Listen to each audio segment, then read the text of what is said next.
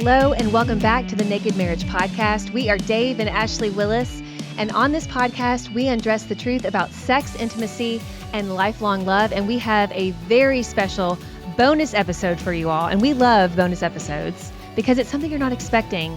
And today's interview, you definitely are probably not expecting. It's with some of our dear friends, Joel and Moriah Smallbone. And you may not know those names until we tell you more about them, but you definitely know them. I know you guys do. You know their music. Yes, and you know their music. They are incredible people. I had the privilege of doing a Holy Land tour with Joel and Moriah several years back and just developed an instant connection and friendship with them. They're just the real deal.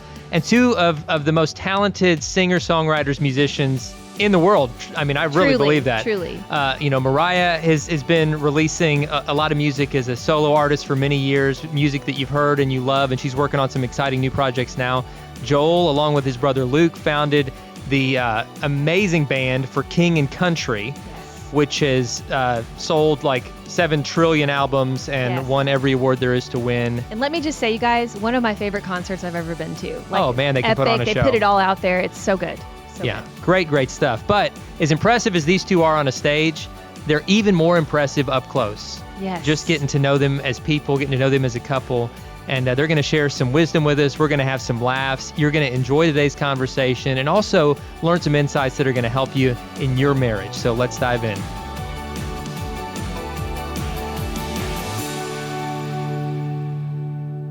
Well, like we said in the intro, we are super excited to have our friends Joel and Moriah Smallbone here. Two literally of the most talented people I have ever been around. And man, what a gift. What a gift. So, Joel, really serious question as we start off. This one's for you. So you are, you're a legit worldwide rock star, like super accomplished, look like a male supermodel. Now, all of that, how do you still deal with being only the second most talented person in your marriage? I want to know how you cope with that. If it's hard. David, you're very kind. Hey, we have to share something before we get into that, and I'll gladly answer your loaded question. But we have to back up because there's a great synergy that we have that we established in none other land than the Holy Land. Yes. That's right. Yes. And I have to say this too, I will not forget, you can edit me out if you need, but I will not forget standing beside the Sea of Galilee on one of the presumed... where Jesus gave his Sermon on the Mount. Sermon on the Mount, the presumed location-ish of the Sermon on the Mount. And Dave very humbly, but authoritatively and emotionally recited word for word the entire Sermon on the Mount, and I think both of us cried. I think everyone was in tears by the end of it. It was so sweet. You didn't even say 10 words up until that point. You were a quiet, shy boy in the corner, and then next thing you know, you're reciting memorized scripture for an hour. It was amazing. a quiet hero. A quiet hero. That's what I call you, Dave, which I would rather be than all of the sort of slightly obnoxious but gracious descriptions you gave me earlier on. I love my wife. I love partnering with her. You know, one thing that we were always taught growing up and kind of modeled, which is a beautiful thing in a sense, but is this idea of supporting one another, like support your spouse. Mm-hmm. And I actually have come to find, at least in our marriage, that the idea of supporting one another is, to say it maybe kindly, is not a very intimate affair. Like you use support I get the sentiment, but you use support one another for things like supporting a presidential candidate or the beam that, supports the house. But this idea of eye to eye, heart to heart, level partnership that I think, we see you and Ashley exemplify in work, in life, in marriage, in parenting, in business is so much more exciting. And what's marvelous about our dynamic is I feel we're still in the sort of front end of everything, you know, which is coming up on 8 years of marriage, but we've loved it. And I feel like we've bettered each other through our partnership. And so I'm awfully grateful for the much better half, because if it weren't for her, I think most of what you have defined me as wouldn't be in existence, because it was really, when we met, I had, you know, about $50 in my account. And then after I bought her a sweater on our first date, I had $3 in my account. And I was living here at the farm, as we mentioned off air, at my parents' farm, driving a 1987 Oldsmobile, and just trying to make this really hokey brother duo thing work. And it was her grace and confidence and partnership and guidance through dating and then into marriage that sort of continued to plant, by the grace of God, this preposterous notion that we could actually do this. And I came along and I said, Joel, are you looking for a cheerleader or a wide receiver? Yeah. Oh, that's good. Yes. Go long. Go long. Go long, baby. Yeah. That's so good. I love it. And I love how you both, you know, like you said, you bring out the best in each other, you know, and I think every married couple, that's what they want. That's what they want. But I think a lot, you know, especially in hard times, like when things aren't turning out like they thought, or things are taking longer than they ever dreamed, or, you know, they're like, gosh, marriage isn't really what I thought it would be. Like, this is so much harder. I think they start to lose sight of that. And they're like, I don't know if I can have that. And I would love it if you guys, you know, and I want to give a plug for this, but they have a podcast where they go through their whole journey. It's so amazing. It's cinematic. It's cinematic. We only listen to it. I've seen some of the cinematic through Instagram too. I'd love to watch the cinematic version as well, but it's called Becoming Us. And it's so good. And so definitely check that out, guys, on wherever you listen to your podcast. And also you can check it out cinematically, but it's just beautiful. But I want to ask, you know, just for the listeners here today, what do you think, like what have each of you done to bring out the best in the other? If you want to share that, if you feel comfortable sharing that. After you. No, I insist. So you're asking us to toot our own horns right now. Yes. Well, no, and like, what does your spouse do? Like, what does Joel do for you to that's bring a good out the one. best in approach you? better. And then what? answer that. Yes, Yeah, like you that's guys good. speak for the That's other. good. Like, what do you see in the other? And you're just like, that's how he brings out the best in me, or that's how she brings out the best in me. Yeah. I think naturally, I am much more strategic, and I like for input to equal output. And so for me, faith has been limited to prayer time. And whenever dealing with career path or education or just decisions that affect my where I invest my time, if it weren't for Joel, I would probably be practicing law, something that's very black and white, and Should be very intense. there's a clear ladder to climb, so to speak. But Joel has really brought out the side of me that I think is lodged deep in there, but maybe got left with my childhood. This childlike faith, this idea that there are no limitations when our heart is to serve, when our heart is to do good, and to listen for that very still small voice and use our gifts and our talents to encourage others and pour into others. And there's so much faith required if you are going to step into the music industry in this line of work. And having not grown up in it, I am very grateful to be in partnership with someone who allows me to borrow his belief when I've run out of my own. Oh, I love that. Oh, that's real good. So good. So good. Thank you. You should write a song about that, Moriah. Yeah. That's good right there. Just That's a take, beautiful song right go there. listen to everything you said, make it rhyme, and that's a hit. Are you trying to Do you need a cheerleader or a wide receiver, baby? Hey, No, that's definitely strong. a good country It's- song right there. It really is. I mean, that's a profound thought. I mean, it really is. is. Yes, I love it. I love it. It's beautiful. So what about you? I would say, look, behind all the kind of bravado and the wonky, confused accent on my behalf is a homeschooler for 11 of my 12 years of education, didn't go to college, barely made it through high school, one of 7,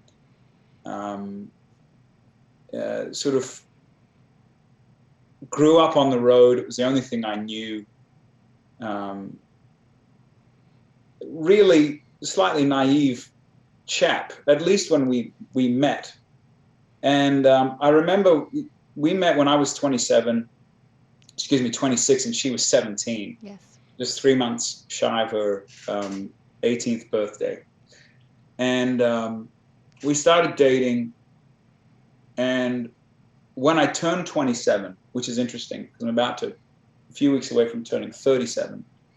So this is very prominent in my mind, just being the decade anniversary. It was the lowest moment of my life. Because as I'd mentioned, with living here and not really having a way forward, pursuing this band thing with my brother was half a decade or so at that point, and it was going nowhere fast. And I had this one shining beacon of hope, and that was really Moriah and our relationship and our friendship.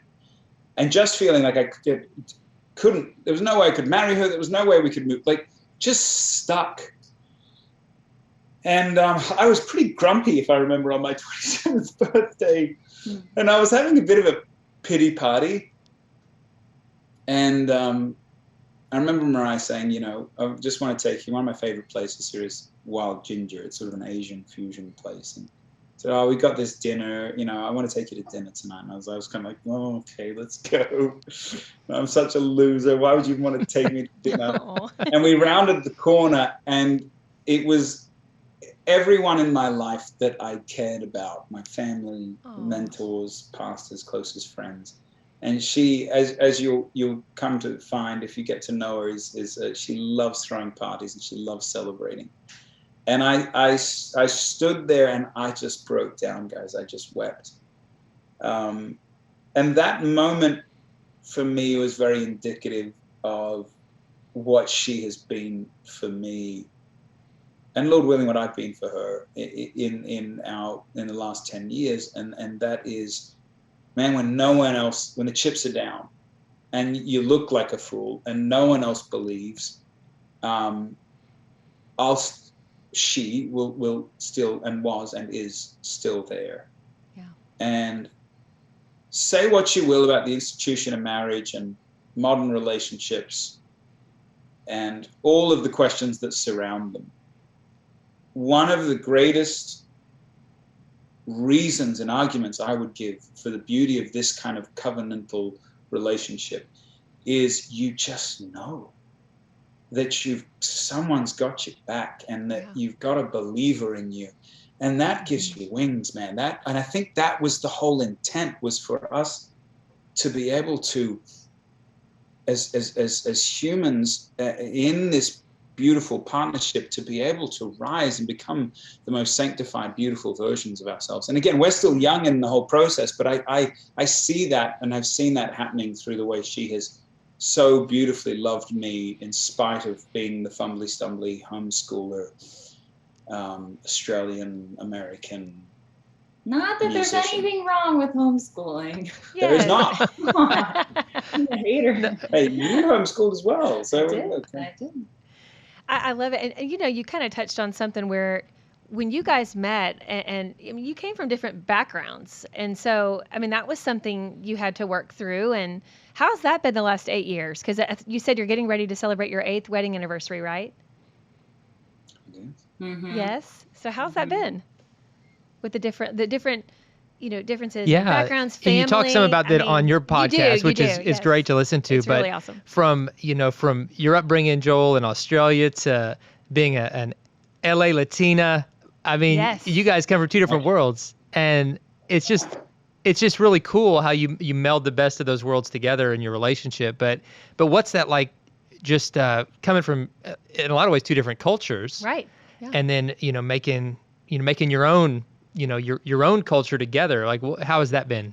Mm-hmm. I think one of the more unique aspects of our backgrounds is, and this might be cultural, it also might just have to do with our unique family dynamics, but in Hispanic culture, and particularly in my family, it's a very matriarchal kind of aesthetic. There's a lot of loud, opinionated women, and I've got cousins who are detectives and police women and the leaders of their households, and for Joel, he's one of 7 kids. 5 of those are men, Yeah. Right. and so I think we both carry a lot of bravado with us. And I think there have been times where that has been a clash. But there's also been times where I think we can actually empathize with one another a bit better, because we know what it's like to sound and look like you're 1000% sure and you know what to do, when on the inside you are dying and crumbling and very insecure. Yeah. So we can call that out in one another. I think that's a learned practice, putting on that veneer of total confidence, and it's what's allowed us to lead in certain aspects of our lives individually. But when we're together, it's like, I know you're saying you're okay, but I'm pretty sure you're not okay, because I know what it's like to be you. Yeah. That's so awesome. I love that. No, it's so good. And you two just bring out the best in each other. And just in the time that I had the privilege of hanging out with you guys in Israel, which was epic. And let me just say, I mean, I feel so bad. I'm so sad. I was supposed to go. It's been a burning question for me over the last few years, and that is, Ashley, where were you? Yes. Oh, you guys, I was supposed to go, and we had 4 boys. Our youngest was I think maybe barely a toddler at the time. Yeah. We prayed about it, and it just wasn't the right time. We were going to both go. Yeah. And then we go everywhere together. I mean, we go to Walmart together. We've never been apart as long as I was in that. Yeah, that was the longest. That trip. But she said, she really just she said, listen, you've always wanted to go. I think you should. I feel like God's saying you should go. I'm going to hold down the fort this time.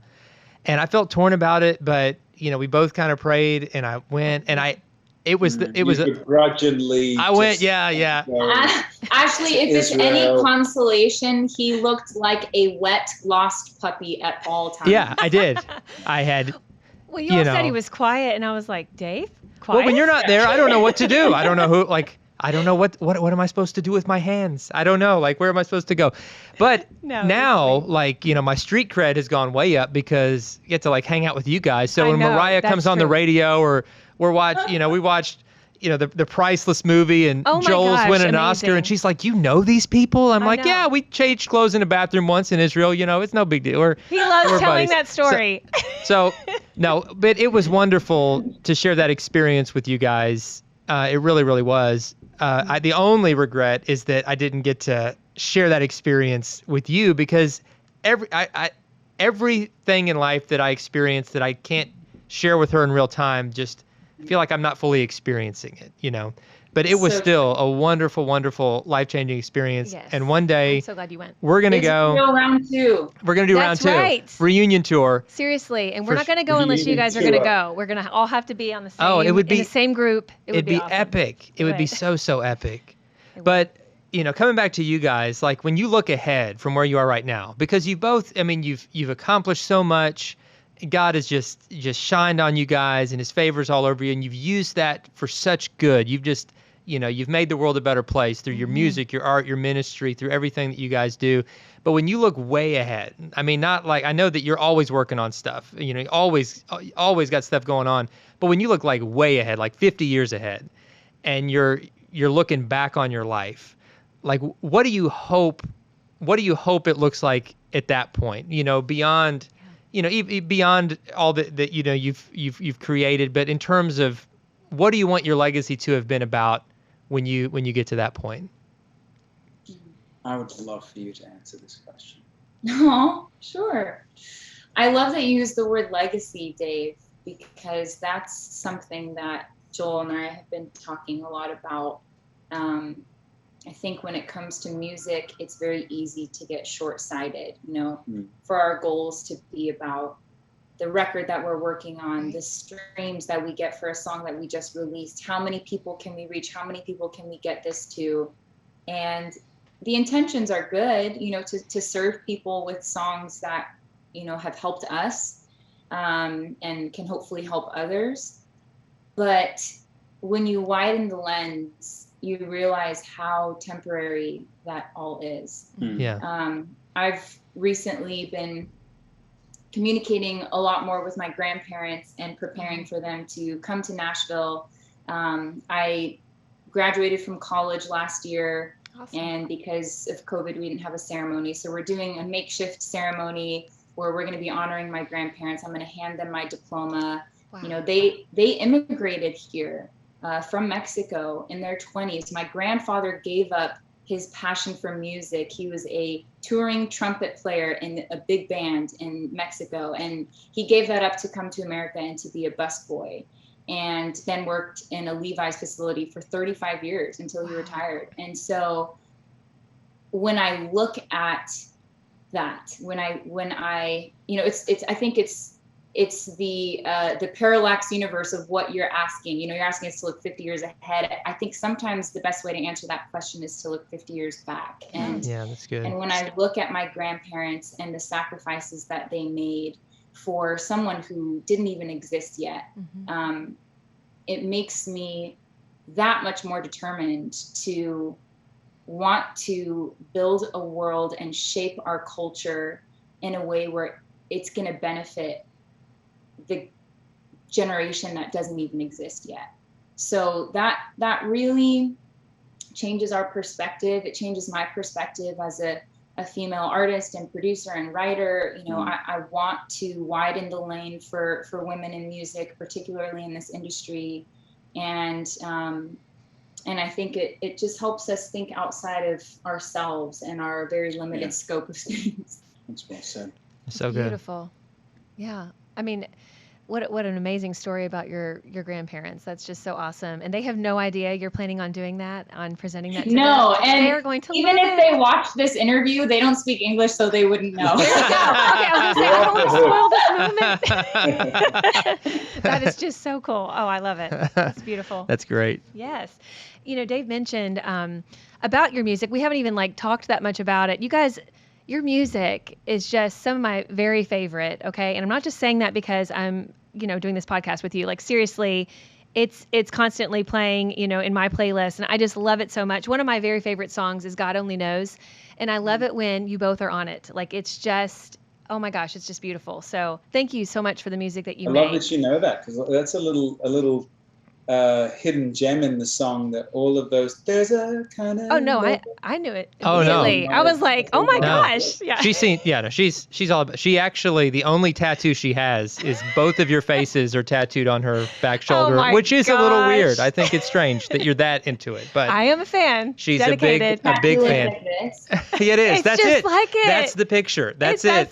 It's is beautiful. Yeah. No, I just love it. And so I'd love for you guys to share kind of what's in the works, if you can. I know some stuff you can't share. Well, I want to hear Joel's answer Oh, first. I'm sorry. Though. I didn't know if Joel was going to answer. Are you going to answer, Joel? I'm sorry. I wasn't giving Oh, you. I'll give you a very short. Take us to the future. Yes, first. I am so sorry. We will talk No, about the not at music all. after we talk about the future legacy. I just wanted to tag on what she said since you asked, Ashley. I think it's simply this. I heard the definition of basically sin, or living, as we'll say, or mentor of mine says, in the rhythm of the kingdom, is the difference between whether your life is pushing outward or your life is pulling inward. Yeah. That your motives are outward versus just centered on you. And everything, increasingly, it feels culturally, in this beautiful country that we live in and beyond, is about you. It's have it your way, get your education, do the job you love doing. And to her grandfather's credit and testimony, he worked in that Levi's shop for 35 years and he loved it. That's so awesome. It wasn't his passion, but he chose to love it. I love that Soul Pixar film when the barber is there and the guy's trying to figure out his purpose, which is such a thing for our generation. And the barber is just kind of like, man, I wanted to be a veterinarian. And but my kid was sick and I ended up here we've put so much emphasis on these things. And I dare say we put so much emphasis on legacy, even our generation, that this simple mindset of how do I stay outwardly focused and don't turn inward and sort of start dying, if you will, but look to God, look to others as you love yourself. I think is so pivotal. Mm-hmm. And I hope to button it up in 50 years from now, that when I will be much more decrepitated than she is because of my almost decade of seniority. But when we look back, that we'll go, we have done that throughout our life, that we have looked outward to our community, outward to other people, upward toward God, instead of just inward toward what our sort of fickle desires point us towards. I love that. That's beautiful. I mean, even what you both said, I hope people, I know they're leaning in, because it does, I think that we all need to think about that. How can we all, both individually and as a couple, live with, upward and outward instead of inward? Because we live in a culture that says it's all about you.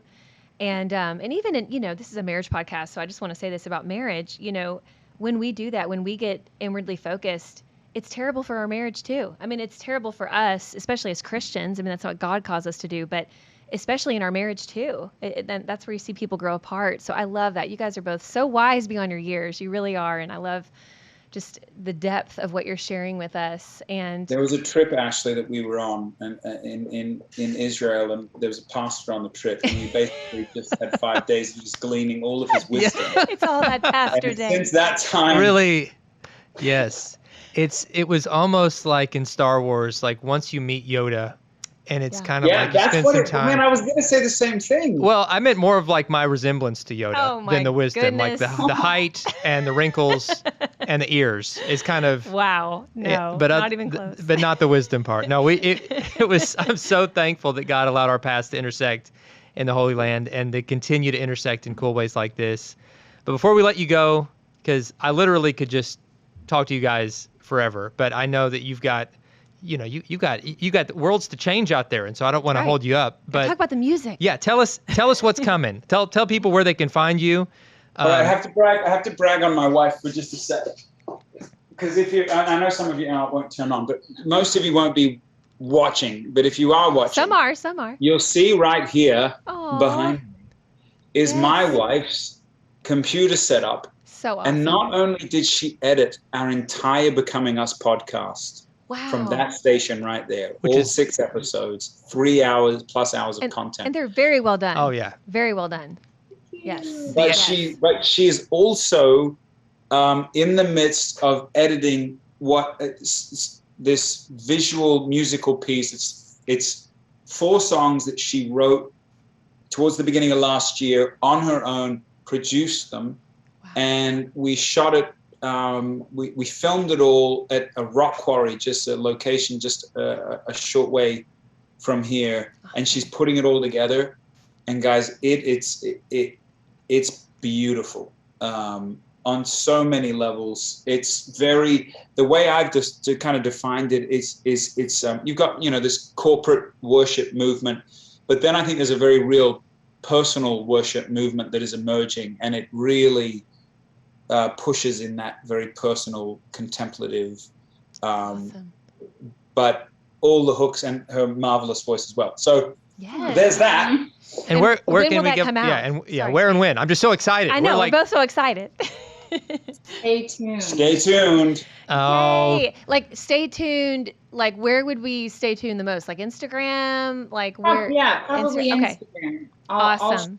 I'll share a release date as soon as we and tell have people it. your Instagram Yay, handle in yes. case they're not In following. case they're not following. Yeah, it's Mariah, like the mountain in the Bible. Yes. Yes. Mariah. Moriah Smallbone. Got it. Mariah Smallbone. Awesome. She took my last name, guys. It's true love. I love it.